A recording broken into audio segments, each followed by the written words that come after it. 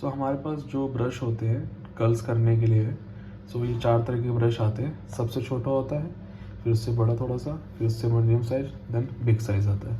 सो ये कुछ ब्रश होते हैं, ये आप यूज़ कर सकते हो। कर्ल्स कैसे करते हैं या नॉर्मल कैसे करना है वो मैं आपको बताता हूँ, कैसे यूज़ करना है तो वो मैं आपको बताता हूँ।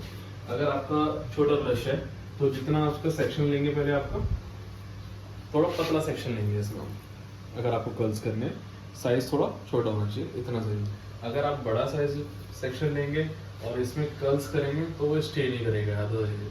तो जितना ब्रश का साइज है उतना ही सेक्शन निकालना है आपको। तो इससे बड़ा एक ब्रश आता है आउट कर्ल्स करने के लिए, फिर ये साइज आता है। तो अब ये ब्रश का साइज देख सकते हैं यहाँ है, तो इसके अकॉर्डिंग सेक्शन निकालना है हमें। तो यहाँ से सेक्शन निकालेंगे, फिर इसको हम आउट कर्ल्स में होल्ड करके इसको छोड़ देंगे। छोड़ने के बाद फिर इसको होल्ड करके रखना है, जैसे आपको निकालना है उसके अकॉर्डिंग करना है। थोड़ा सा और लूज कर चाहिए बीच वेव्स वाला, तो उसके हमारे पास मीडियम साइज आता है ये ब्रश। तो अब इसके अकॉर्डिंग ब्रश साइज निकालेंगे हम। तो ये मैंने सेक्शन निकाला है इसके लिए अकॉर्डिंग।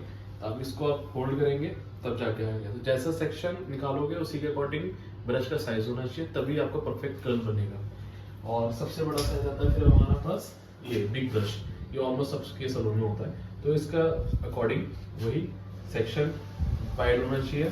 ये सेक्शन का साइज है तो इसमें थोड़ा हमारा सेक्शन निकलेगा यहाँ से। तो ये सेक्शन कर देंगे, इसको आपको आउटवर्ड में होल्ड कर देंगे इस तरीके से। तो ये टेक्निक होती है बालों के अंदर कर्ल्स करने के लिए। ये 4 तरीके के ब्रश आते हैं।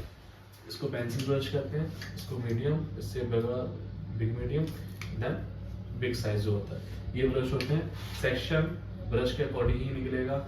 अगर आप सेक्शन ज़्यादा थिक या मोटा पतला निकालेंगे तो टैंगल पड़ेगा बालों में, फिर ब्रश खुलने में दिक्कत होती है। तो इस तरीके से ही आपको ब्रश करना है।